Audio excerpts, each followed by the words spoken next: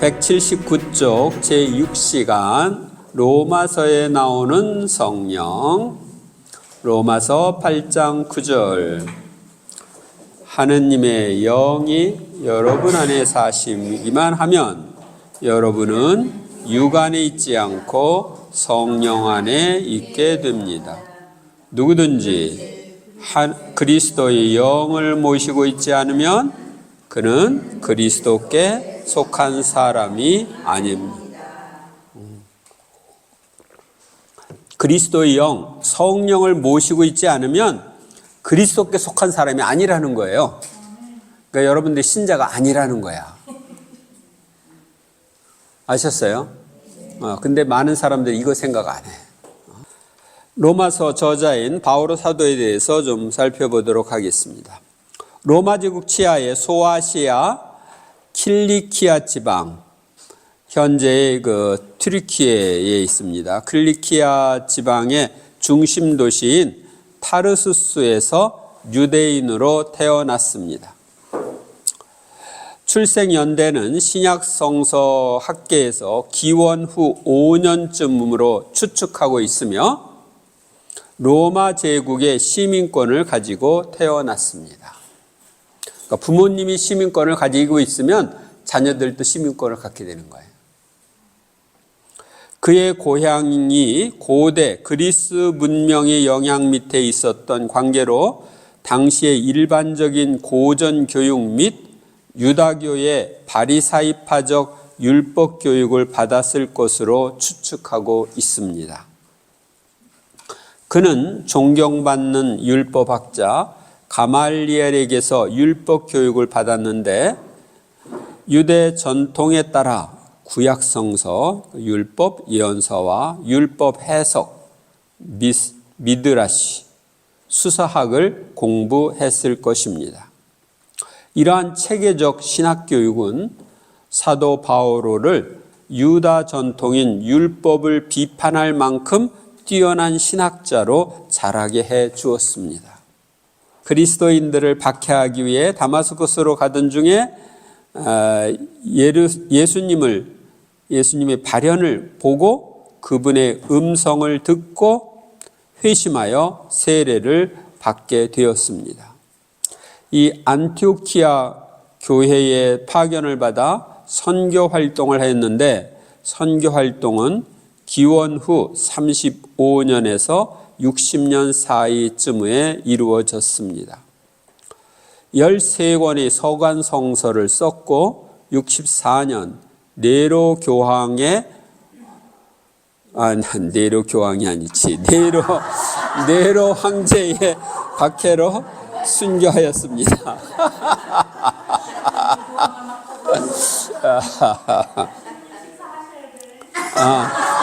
식사를 안 했더니 그냥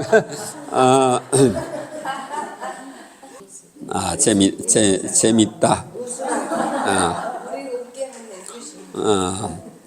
여기 이제 하나 추가를 하면은 이제 다마스쿠스로 가다가 주님의 발현을 목격하고 거기서 이제 회심하고 세례를 받았는데 아라비아로 갔다는 얘기가 있어요. 3년 동안 아라비아 쪽에 있으면서 개인적으로 기도하면서 개인적으로 주님과 친교를 나누고 주님으로부터 계시를 받는 거예요. 그러니까 주님이 직접 부르셨고 주님으로부터 직접 고육을 받았기 때문에 당신은 사도다 이렇게 얘기하는 거예요. 아셨어요? 그래서 바오로 사도의 이 가르침은 내가 누구한테 배운 거 아니다. 사도들한테 배운 거 아니다. 내가 주님한테 직접 들었다. 그게 이제 바로 아라비아 지역에 가가지고 3년 동안 개인적으로 주님한테 푹 빠져서 살았죠. 그래서 바오로 사도는 베드로 사도와 쌍벽을 이루는 그런 사도로 우리가 공경을 하고 있고, 이 가톨릭 교회가 유대인 교회에서 로마의 중심 교회로 이렇게 이방인들 교회로 발돋움하는데 가장 중요한 역할을 하신 분입니다. 그래서 바울을 이방인들의 사도라고 말합니다. 사도행전과 바오로서 간 사도행전은 성령의 체험을 전하되 이를 가르침의 대상으로 삼지 않습니다. 그러나 바오로와 요한은 이에 대한 가르침을 줍니다. 바오로서간에서는 성령의 성령을 뜻하는 단어인 푸네우마가 145번 등장하는데 그 중에서 117번이 초기의 주요 서간들 안에 나타납니다. 사도행전은 외부를 향한 교회 발전 안에서 성령의 개입을 이야기합니다. 그러나 바오로는 성령이 교회 구성원 각자와 내적으로 관련된 것으로 설명합니다. 여기서는 바오로 사도의 서간 중에 로마서에 나오는 성령님에 대해서 알아보겠습니다. 사도행전에서 성령의 활동은 항구하고 은사적입니다. 그것은 그리스도인의 정상적인 체험입니다. 한편 바오로에게 성령의 활동은 체험의 대상이자 신앙의 대상으로서 그리스도인들이 이 체험을 원하는 대로 다 하지 못한다고 말합니다. 사도행전에 의하면 그리스도는 자신의 업적을 수행하도록 제자들에게 성령을 파견하십니다. 바오로에 의하면 성령은 각 그리스도인이 그리스도 안에서 존재하도록 이끄십니다. 그러니까 한마디로 이야기하면 사도행전은 성령에 의해서 파견되어서 복음을 전하는 데 초점을 맞추었다면 바오로는 이 서간에서 성령이 각 개인과의 관계 이 부분에 초점을 맞추는 거예요. 각 개인의 삶, 그의 신앙과의 관계에 초점을 맞추는 겁니다. 그러면 이제 보겠습니다. 로마서의 제1장에서 7장에 나오는 성령, 우리 주 예수 그리스도. 로마서 1장 2절에서 4절 함께 읽겠습니다. 이 복음은 하느님께서 당신의 예언자들을 통하여 미리 성경에 약속해 놓으신 것으로 당신 아드님에 관한 말씀입니다. 그분께서는 육으로는 다윗의 후손으로 태어나셨고 거룩한 영으로는 죽은 이들 가운데에서 부활하시어 힘을 지니신 하느님 아드님으로 확인되신 주 예수 그리스도이십니다. 예수님이 부활하셨기 때문에 하느님의 아드님으로 확인된 거예요. 예수님께서는 거룩한 영이신 성령으로 죽은 이들 가운데서 처음으로 부활하시어 하느님의 아드님으로 확인되신 분입니다. 그래서 바오로 사도는 예수님이 하느님의 아드님이다, 메시아이다, 이런 것을 강조합니다. 바오로의 로마 방문 목적, 왜 로마를 방문하느냐? 로마서 1장 10절 11절, 기도할 때마다 하느님의 뜻에 따라 어떻게든 내가 여러분에게 갈 수 있는 길이 열리기를 빌고 있습니다. 나는 여러분을 보게 되기를 간절히 바랍니다. 여러분과 함께 성령의 은사를 나누어 여러분의 힘을 북돋아 주려는 것입니다. 성령으로 충만한 바오로 사도는 로마 교회의 신자들과 성령의 은사를 나누어 힘을 북돋아 주려고 로마에 갈 수 있는 길이 열리길 계속 기도했습니다. 그래서 이 성령의 은사를 해가지고 함께 나누는 거 아주 중요합니다. 힘을 북돋아 줄 수 있죠. 아마 지금 2권에 제가 2권의 그 성령의 여러 가지 은혜 은사들에 대해서 2권에서 설명을 하고 있는데 강의가 한 24시간 강의가 있는데 거기는 구체적으로 강의하고 체험하도록 이렇게 프로그램을 짜놨습니다. 참 할례. 로마서 2장 29절. 오히려 속으로 유다인인 사람이 참 유다인이고 문자가 아니라 성령으로 마음에 받는 할례가 참 할례입니다. 그렇게 하는 이는 사람들이 아니라 하느님께 칭찬을 받습니다. 우리도 성령으로 마음의 할례를 받아 변화된 삶을 살아야 하느님께 칭찬을 받습니다. 성령을 통하여 하느님의 사랑이 부어짐. 로마서 5장 4절. 인내는 수양은 희망을 자아냅니다.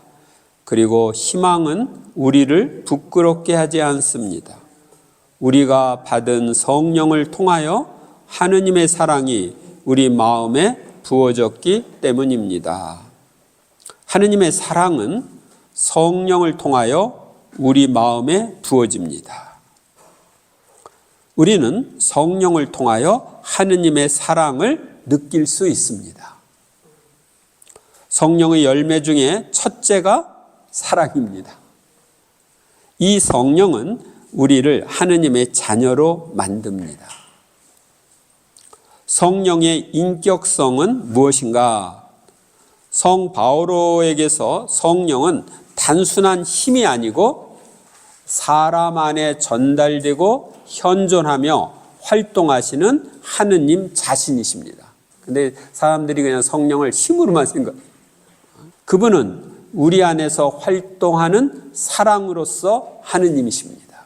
그래서 사랑이 충만한 사람은 성령이 충만한 사람입니다. 여러분들이 이제 이 세상에서 사랑이 부족하잖아.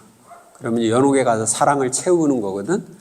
하느님 사랑과 이웃 사랑으로 충만해져야 천국에 가는데 그 표현은 다시 말하면 사랑이신 성령으로 충만한 것이라고도 말할 수 있습니다. 성령이라는 새 방식.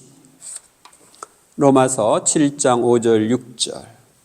사실 전에 우리가 육에 갇혀 있을 때에는 율법으로 말미암아 생겨난 죄 많은 여러 욕정이 우리 지체 안에서 작용하여 죽음에 이르는 열매를 맺게 하였습니다.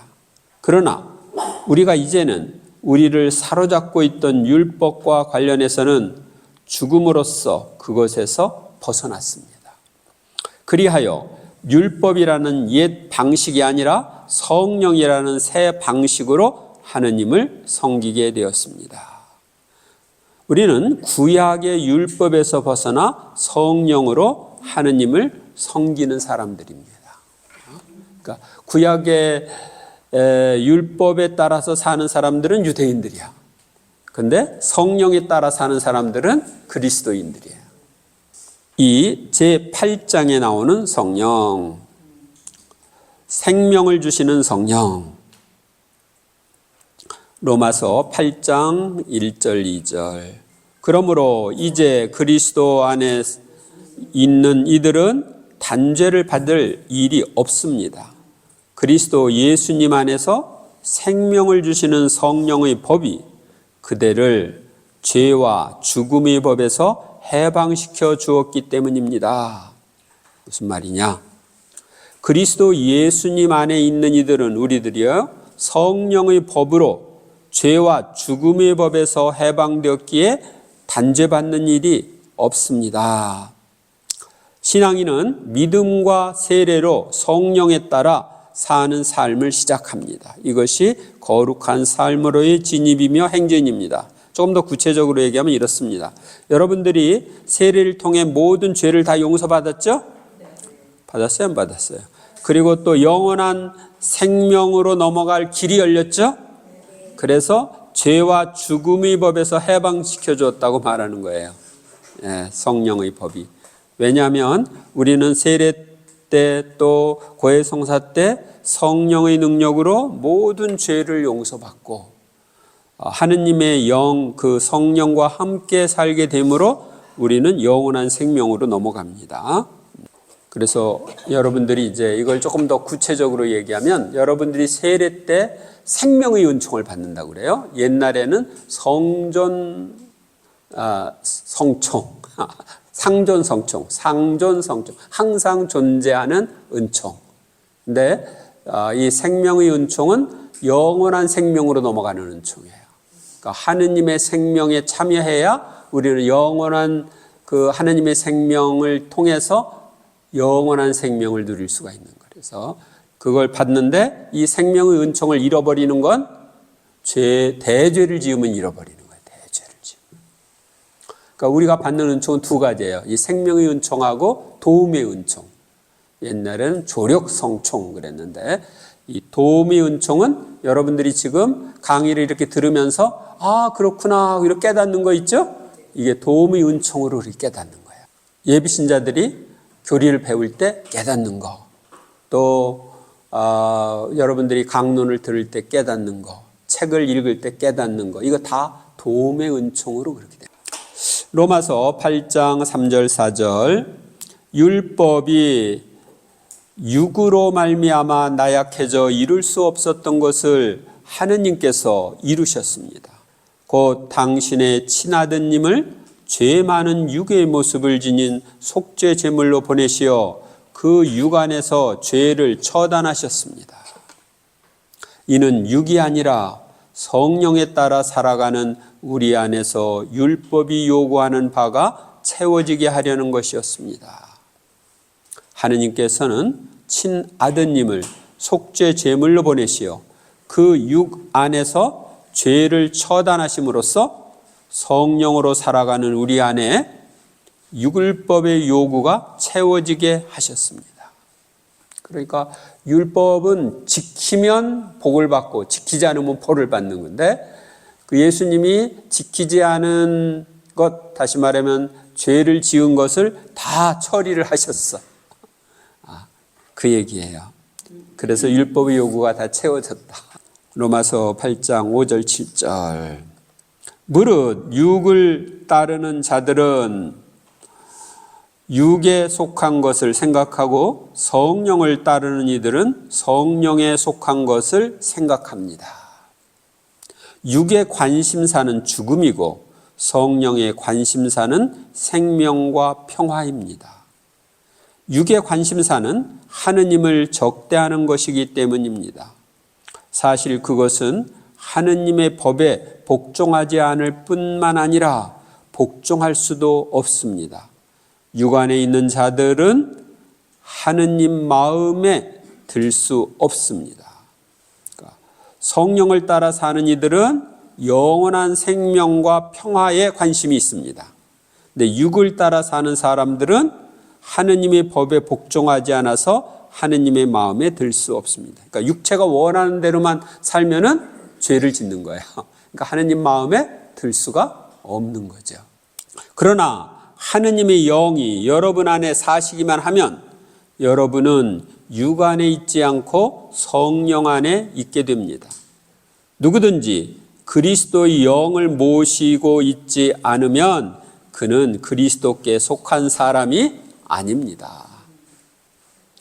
하느님의 영이 우리 안에 사시면 우리는 성령 안에 있게 되고 그리스도의 영인 성령을 모시고 있지 않으면 그리스도께 속한 사람이 아니라고 말합니다.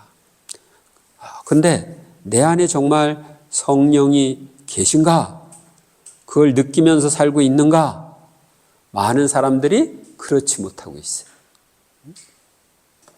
그러나 그리스도께서 여러분 안에 계시면 몸은 비록 죄 때문에 죽은 것이 되지만 의로움 때문에 성령께서 여러분의 생명이 되어 주십니다.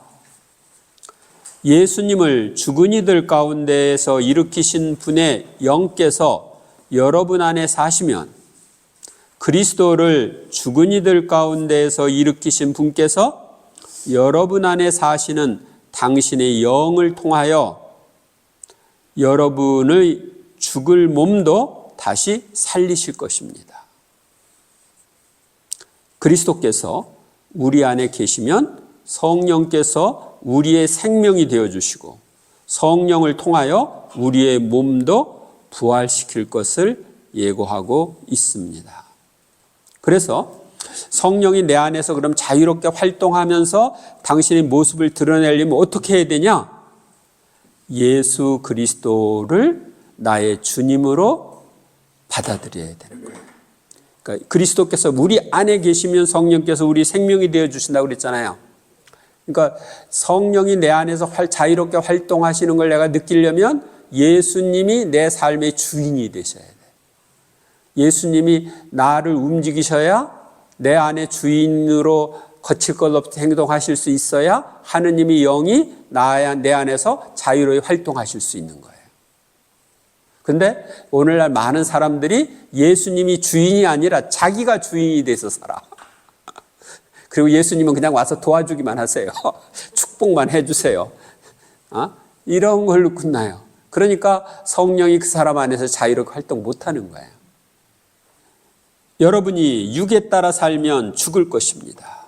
그러나 성령의 힘으로 몸의 행실을 죽이면 살 것입니다. 육을 따라 살면 우리가 죄를 짓기 때문에 그 죄로 죽습니다. 그러나 성령의 힘으로 몸의 행실을 죽이면 살게 된다고 되어 있죠? 그러니까 성령의 힘으로 우리는 몸의 나쁜 행실을 죽일 수 있다. 다시 말하면 악습에서 벗어날 수 있다. 죄에서 벗어날 수 있다. 죄의 생활에서 벗어날 수 있다. 이것을 알려주는 거예요. 그래서 내가 성령으로 충만하면 죄를 짓지 않게 됩니다. 그런데 성령에 충만했던 사람도 이 죄의 행실로 가면은 성령이 힘을 잃습니다. 이 미국에 초기에 아주 유명한 목사님이 있었어요. 캐드린 쿨만이라는 사람이 있었어요. 아시나? 모르시나? 이 캐드린 쿨만은 개신교 목사, 여자 목사야, 여자 목사. 캐드린 쿨만이라는 책을 이제 제가 읽어봤는데, 이분은 굉장히 강력한 은사를 가지고 있어요. 그래서 이제 이런 그 치유 집회 할 때 뭐 이런 게 아니라 대강당이나 스타디움이나 이런 데서 치유 집회를 할 때 이렇게 저쪽으로 손을 착 펼치면 그쪽에 있는 사람이 다 쓰러져. 이렇게 펼치면 저쪽에 있는 사람이 다 쓰러져. 그러니까 이 성령의 은사가 굉장히 강력했던 사람이에요. 이 사람은 이 성령의 기름 부음을 받지 않으면 단상에 안 서는 거야. 그래서 사람들 앞에 나서기 전에 아주 처절하게 끊임없이 기도를 해요. 그래가지고 자기가 성령으로 충만해졌다고 느낄 때, 그렇게 성령으로 충만해진 걸 알 때, 그때 사람들 앞에 나서서 말씀을 선포하고 치유를 하는 거예요. 그렇게 강력한 사람이 있었어요. 근데 이 사람이 나중에 타락을 해요. 나중에 타락을 해. 이제 이혼을 하고 다른 목사하고 결혼을 하고 뭐 이렇게. 나중에는 이렇게 해도 안 쓰러져요. 그러니까 성령의 힘이 거기에서 사라지는 거예요. 죄 속에 있으니까 그렇게 되는. 그래서 나중에는 그렇게 되는 것까지 그분의 전기에 거의 나와요. 그리고 이제 우리 한국에도 성령의 은사가 아주 강력한 분이 있었어요. 누구냐면 채치규 신부님이라는 분이 돌아가셨어요. 프란치스코 하비에르 신부님, 채치규 신부님이라고 하는 분이 있었어요. 그분은 이런 은사를 받게 된 게 이제 한국에서 옛날에 박정희 대통령 정권 때 으쌰으쌰 해가지고 쫓겨나서 미국에 왔어요. 미네소타주 그쪽으로 와서 교포 사목을 하는데, 이제 주님이랑 결단을 내기 위해서 감실 앞에서 입을 뒤집어 쓰고 계속 밤낮으로 기도하는 거예요. 그렇게 하니까 한 3개월쯤 지났어요. 성체 앞에서 사는 거예요, 완전히. 그렇게 기도하고 나서 하루는 이 신자들이 모여 있는 방으로 이렇게 들어가니까 사람들이 막 쓰러지는 거예요. 그래가지고 쓰러지지 말라고 그러는데 막 쓰러져. 그 강력한 이 레스팅 은사를 받으신 거예요. 그래서 이제 한국에 이제 나중에 오셨어요. 그래서 제가 한국에 이제 성북동 성당 본당 신부로 일하실 때 가면 쓰러진다고 그래서 나도 구경 갔지, 진짜인가. 근데 이분은 두 줄로 이렇게 딱 세워놓고 그냥 손을 이렇게 펼치고 쭉 지나가면 다 쓰러지는 거야. 그렇게 강력한 은사를 성체 예수님이 주신 거예요. 그러니까 여러분들이 성체 예수님을 중심으로 그분이 주인의 역할을 하도록 해야 돼요.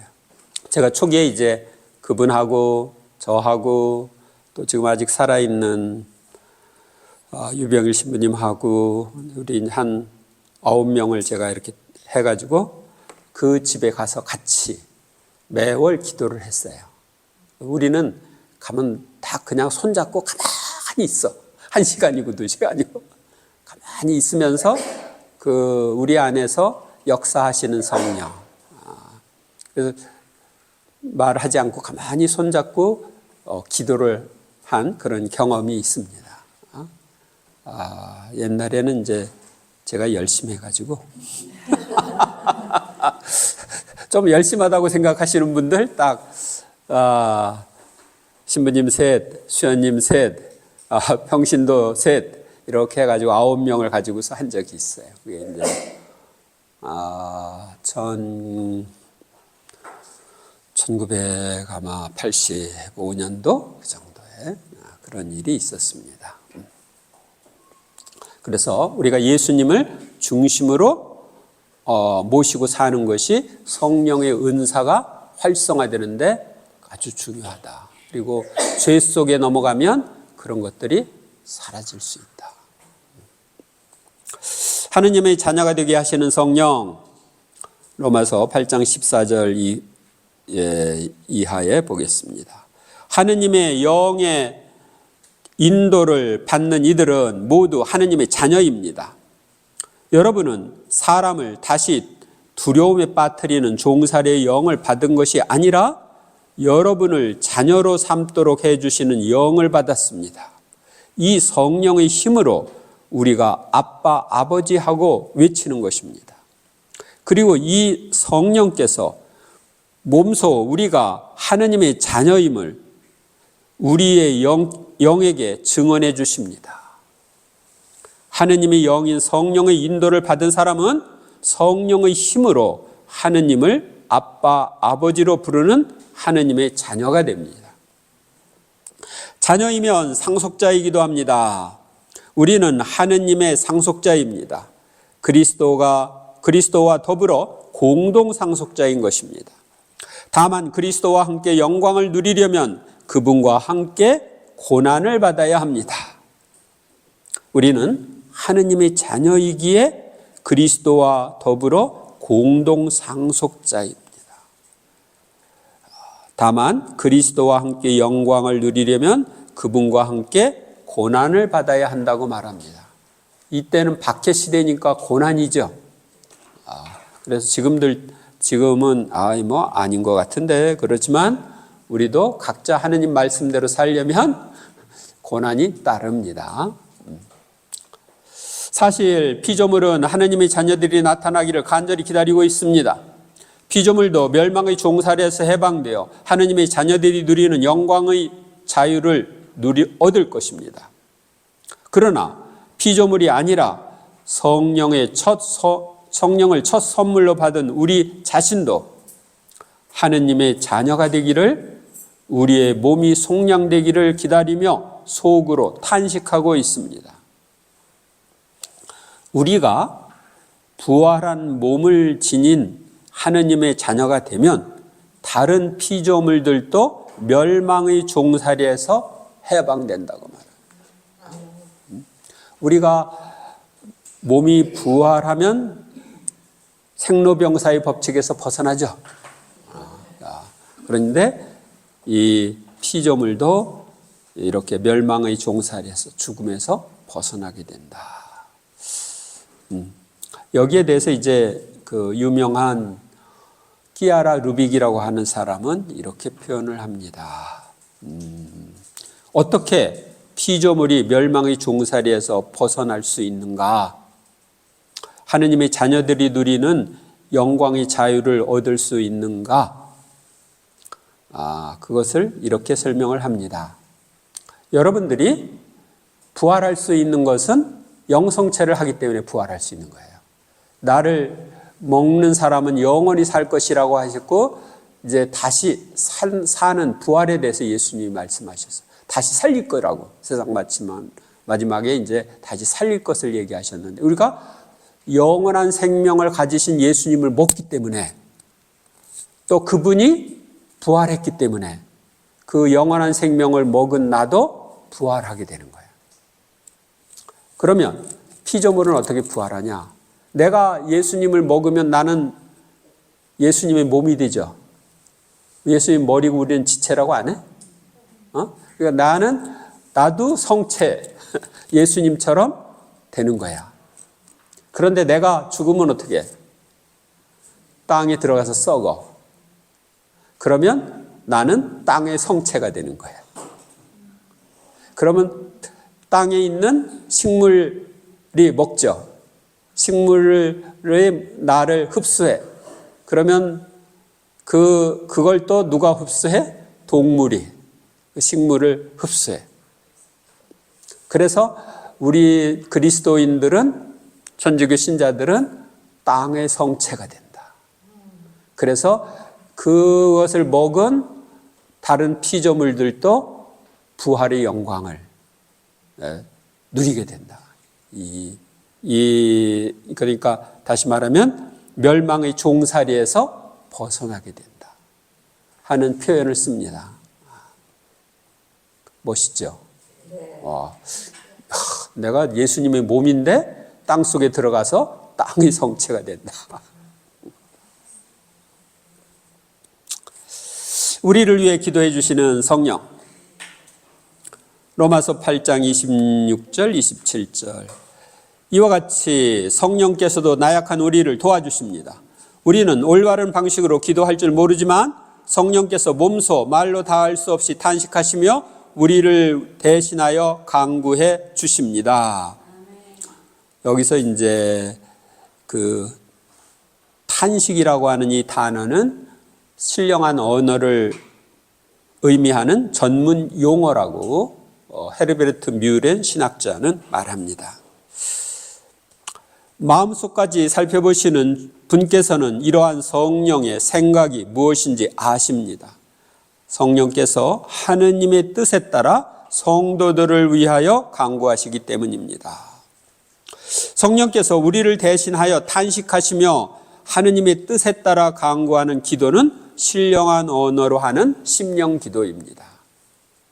그렇기 때문에 하느님의 뜻에 따라 간구하니까 신령한 언어로 하는 기도는 힘이 있는 거예요. 그러니까 무슨 기도를 어떻게 해야 될지 모를 때는 무조건 신령한 언어로 하는 거예요.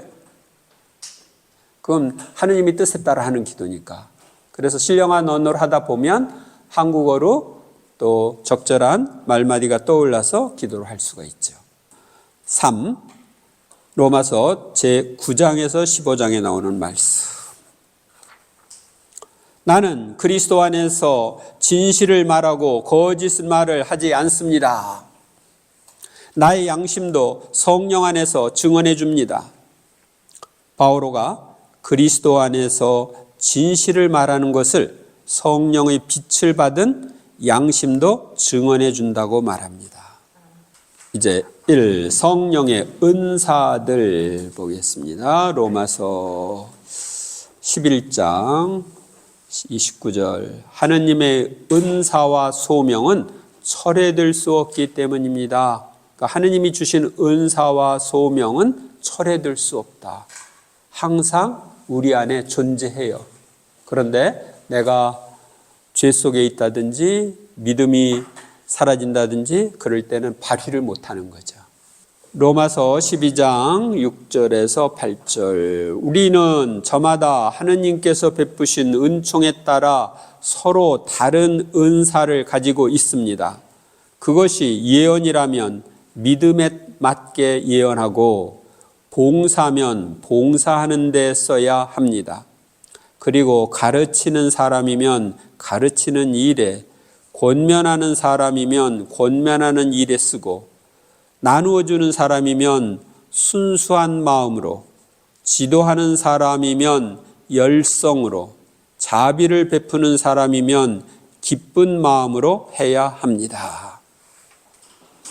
바오로 사도는 우리가 하느님께서 베푸시는 은총에 따라 예언의 은사, 봉사의 은사, 가르침의 은사, 권면의 은사, 나눔의 은사, 지도의 은사, 자선의 은사가 성령의 다른 여러 가지 은사 등 서로 다른 은사를 가지고 있다고 말합니다. 은사들은 하나의 은총에 속한 다양한 선물들입니다. 그러니까 이 고린도 전서에 나오는 성령의 9가지 은사와 다른 은사를 여기서 이야기하고 있습니다. 봉사 은사나 가르침 은사, 권면 은사, 나눔 은사, 지도 은사, 자선 은사. 그럼 자선 은사하고 나눔 은사는 어떻게 다를까요? 나눔 은사는 내 거 나눠주는 거고요. 자선 은사는 내 거 나눠줄 뿐만 아니라 다른 사람 것도 끌어와 가지고 나눠주는 거. 그러니까 자선 사업을 할 수 있는 성령의 역할. 12장 11절. 열성이 줄지 않게 하고 마음이 성령으로 불타오르게 하여 주님을 섬기십시오. 그리스도인은 마음이 성령으로 타오르게 해야 됩니다. 그래서 열성이 줄지 않아야 돼요. 로마서 14장 17절. 하느님의 나라는 먹고 마시는 일이 아니라 성령 안에서 누리는 의로움과 평화와 기쁨입니다. 하느님이 다스리는 나라, 하느님의 나라는 하느님이 다스리는 나라예요. 성령 안에서 누리는 의로움과 평화와 기쁨이다. 그러니까 우리가 하느님이 나를 다스리면 내 안에 의로움이 있고 평화가 있고 기쁨이 있는 거예요. 로마서 15장 13절. 희망의 하느님께서 여러분을 믿음에서 얻은 모든 기쁨과 평화로 채워주시어 여러분의 희망이 성령의 힘으로 넘치기를 바랍니다. 하느님께서는 성령의 힘으로 우리의 희망이 넘치게 하십니다. 무슨 희망이에요? 아파트 당첨하는 희망이 아니라 천국에 대한 희망, 영원한 구원에 대한 희망, 성령의 힘으로 복음 선포를 완수함. 로마서 15장 16절 이하입니다. 이 은총은 내가 다른 민족들을 위하여 그리스도 예수님의 종이 되어 하느님의 복음을 전하는 사제직을 수행하기 위한 것입니다. 그리하여 다른 민족들이 성령으로 거룩하게 되어 하느님께서 기꺼이 받으시는 제물이 되게 하는 것입니다. 그러므로 나는 그리스도 예수님 안에서 하느님을 위하여 일하는 것을 자랑으로 여깁니다. 바오로의 사제직은 다른 민족들이 성령으로 거룩하게 되어 하느님께서 기꺼이 받으시는 제물이 되게 하는 것이었습니다. 그러므로 바오로는 하느님을 위하여 일하는 것을 자랑으로 여겼습니다. 이러저런 봉사하라고 하면 안 해 하고 빼면 안 돼. 그걸 자랑으로 생각하면서 열심히 하셔야 되는데, 개신교에서는 서로 뭐 집사, 권사, 뭐 장로 서로 하려고 다투는데, 우리는 뭐 회장하라 뭐 하라고 하면 서로 안 하려고 다투. 로마서 15장 18절이야. 사실 다른 민족들이 순종하게 하시려고 그리스도께서 나를 통하여 이룩하신 일 외에는 내가 감히 더 말할 것이 없습니다. 이 일은 말과 행동으로, 표징과 이적의 힘으로, 이적은 기적 이런 것을 가리킵니다. 하느님의 영의 힘으로 이루어졌습니다. 그리하여 나는 예루살렘에서 일리리쿰까지 이르는 넓은 지역에 그리스도의 복음을 선포하는 일을 완수하였습니다. 바오로는 말과 행동으로, 표징과 이적의 힘으로, 하느님 영의 힘으로 넓은 지역에 그리스도의 복음을 선포하는 일을 완수하였다고 말합니다. 그러니까 예루살렘부터 시작해서 터키, 그리스 이 지역까지 다 복음을 전하는 걸 얘기하는 거예요. 로마서 15장 30절. 형제 여러분, 나는 우리 주 예수 그리스도를 통하여 성령의 사랑으로 여러분에게 부탁합니다.